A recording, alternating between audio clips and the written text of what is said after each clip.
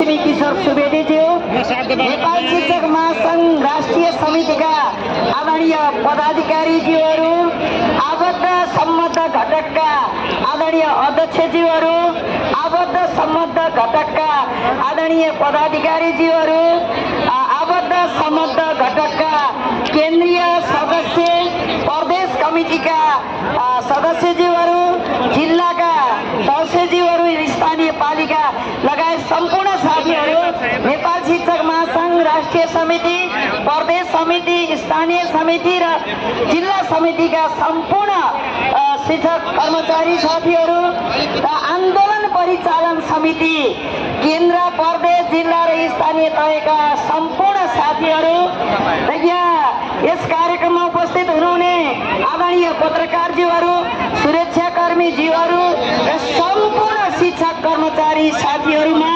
नेपाल शिक्षक महासंघ राष्ट्रिय समितिको तर्फबाट, आन्दोलन परिचालन समितिको तर्फबाट यहाँहरूलाई हार्दिक नमस्कार टक्राउन चाहन्छु। सर्वप्रथम आदरणीय शिक्षक कर्मचारी साथीहरू, आज हामी 19औं दिनमा छौँ। यो हामीले सम्झिराखेका छौँ 62-63 को 19 दिने आन्दोलनले नेपालमा राजनीतिक परिवर्तन गरेको थियो। आज हामी शिक्षक कर्मचारीहरू निरन्तर रूपमा यो आन्दोलनको मैदानमा छौँ। यो आन्दोलनलाई निरन्तर रूपमा अगाडि बढाइराखेका छौँ। यो आन्दोलनमा निरन्तर रूपमा लागिरहनु हुने आबद्ध सम्बद्ध घटकका आदरणीय अध्यक्षज्यूहरू, नेपाल शिक्षक महासंघ राष्ट्रिय समिति, प्रदेश समिति, जिल्ला समिति र आबद्ध सम्बद्ध घटकका सम्पूर्ण साथीहरू र यस कार्यक्रममा उपस्थित हुनुहुने तपाईँ सम्पूर्ण शिक्षक कर्मचारी साथीहरूमा म आन्दोलन परिचालन समिति र राष्ट्रिय समितिको तर्फबाट यहाँहरूलाई हृदयदेखि नै हार्दिक धन्यवाद, बधाई ज्ञापन गर्न चाहन्छु। र आज यो नेपालको इतिहासमा शिक्षक कर्मचारीहरूले जुन आज 19औं दिनसम्मको आन्दोलनलाई निरन्तर रूपमा जो शान्तिपूर्ण, मर्यादित र अनुशासित आन्दोलन हामीले आज 19औं दिनमा छौँ।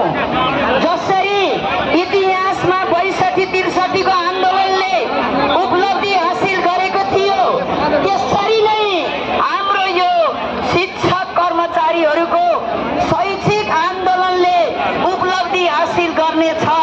हामीले आजकै दिनबाट केही उपलब्धिहरू प्राप्त गर्नेछौँ र हामी हाम्रो लक्ष्य भनेको विगतमा भएको सहमतिहरू पूर्ण रूपमा कार्यान्वयन हुने गरी विद्यालय, विद्यार्थी, शिक्षक कर्मचारी मैत्री अग्रगामी शिक्षा ऐन प्राप्त गर्ने हाम्रो लक्ष्य हो।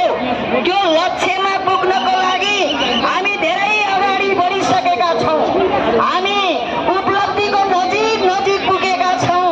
त्यसैले सम्पूर्ण शिक्षक कर्मचारी साथीहरू, म यहाँहरूसँग के निवेदन गर्न चाहन्छु भने हाम्रो आन्दोलन अझै हामी असाध्यै अनुशासित, मर्यादित र हामी शान्तिपूर्ण आन्दोलनको दबावबाट हामीले उपलब्धिको नजिक पुगेका छौँ।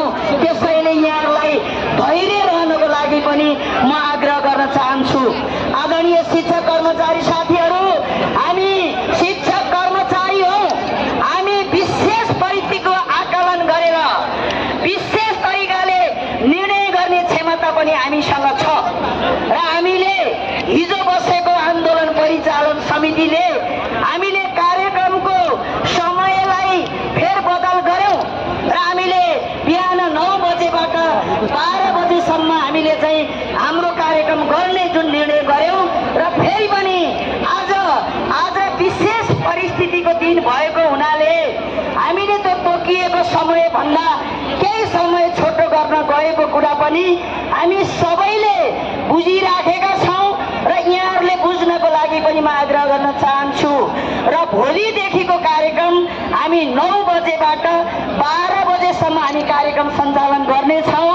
आदरणीय शिक्षक कर्मचारी साथीहरू, हामी हिजो तपाईँ हामी प्रत्यक्ष वा अप्रत्यक्ष रूपमा सहभागी भएर हामीले प्राप्त गरेका जुन अधिकारहरू छन् त्यसको एउटा चाहिँ सुरक्षित गर्ने संस्था स्थापित गर्ने जिम्मा पनि तपाईहरुमा हातमा छ।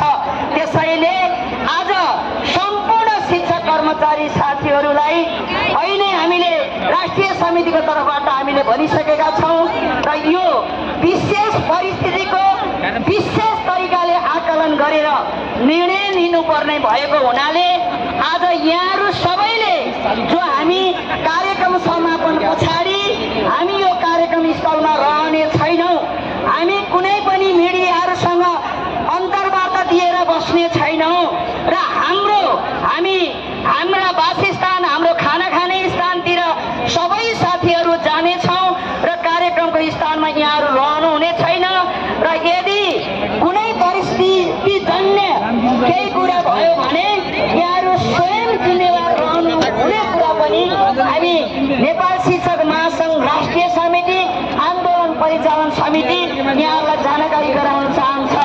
फेरि पनि सम्पूर्ण शिक्षक कर्मचारी साथीहरु, पत्रकारज्यूहरु, सुरक्षाकर्मीज्यूहरु यहाँहरुप्रति पनि आजको यो कार्यक्रमलाई सभ्य र भव्य रूपमा सम्पन्न गर्न सहयोग गर्नु भएकोमा यहाँहरुप्रति हार्दिक आभार सहित धन्यवाद व्यक्त गर्दै आजको कार्यक्रम यही समापन भएको घोषणा गर्न चाहन्छु।